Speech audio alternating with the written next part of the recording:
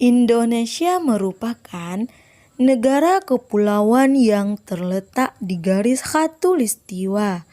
Indonesia mempunyai letak astronomis dan juga letak geografis.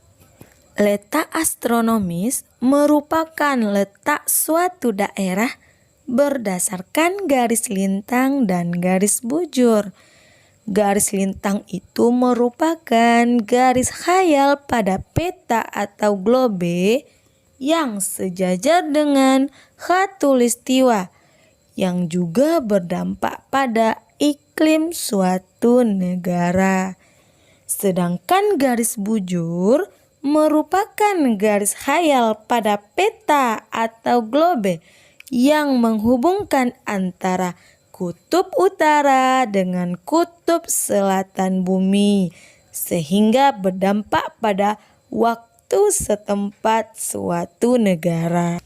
Letak astronomis Indonesia yaitu antara 6 derajat lintang utara sampai 11 derajat lintang selatan dan 94 derajat bujur timur sampai 141 derajat bujur timur. Nah, berdasarkan letak astronomis tersebut, wilayah Indonesia sebagian besar terletak di belahan bumi selatan. Wilayah Indonesia juga dilalui oleh garis khatulistiwa, sehingga Indonesia mempunyai iklim tropis. Yang kedua yaitu letak geografis. Letak geografis ini merupakan letak suatu daerah dilihat dari kenyataan di bumi. Letak geografis Indonesia yaitu di antara benua Asia dan benua Australia, dan di antara Samudra Hindia dan juga Samudra Pasifik, sehingga menyebabkan Indonesia menjadi 2 musim dan juga menyebabkan Indonesia kaya akan flora dan fauna. Selanjutnya kita masuk kepada pengaruh letak geografis Indonesia terhadap kehidupan ekonomi, sosial budaya, komunikasi, dan transportasi. Yuk kita bahas satu persatu. Nah, kita mulai dari kehidupan ekonomi. Nah, pengaruh letak geografis di bidang ekonomi ini yaitu bisa menambah devisa negara, karena pusat perekonomiannya di antara 2 samudra dan 2 benua. Dan kita menjadi jalur perdagangan dunia. Dan kita juga bisa mengembangkan pariwisata. Kita juga bisa menjadi tempat persinggahan lalu lintas perdagangan internasional.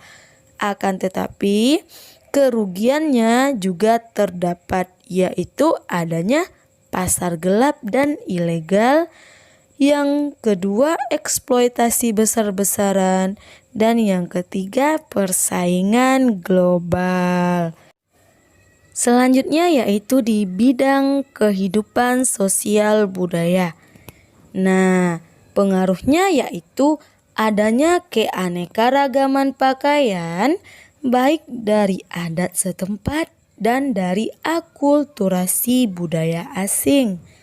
Selanjutnya, hubungan dengan negara lain akan lebih mudah dan mulai terdapat sikap toleransi yang ada terhadap sara, yaitu suku, agama, ras, dan adat.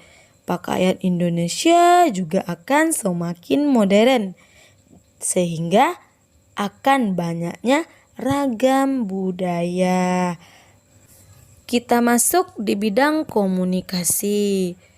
Nah, di bidang komunikasi ini kita akan banyak ragam bahasanya. Indonesia dapat menguasai budaya asing dan dituntut untuk bisa berbahasa Inggris. Selanjutnya kita masuk ke bidang transportasi. Di sini kita mendapatkan keuntungan yaitu dengan meningkatnya transportasi untuk tujuan wisata, percepatan infrastruktur di daerah-daerah, dan juga peningkatan transportasi laut, dan juga peningkatan akomodasi angkutan umum.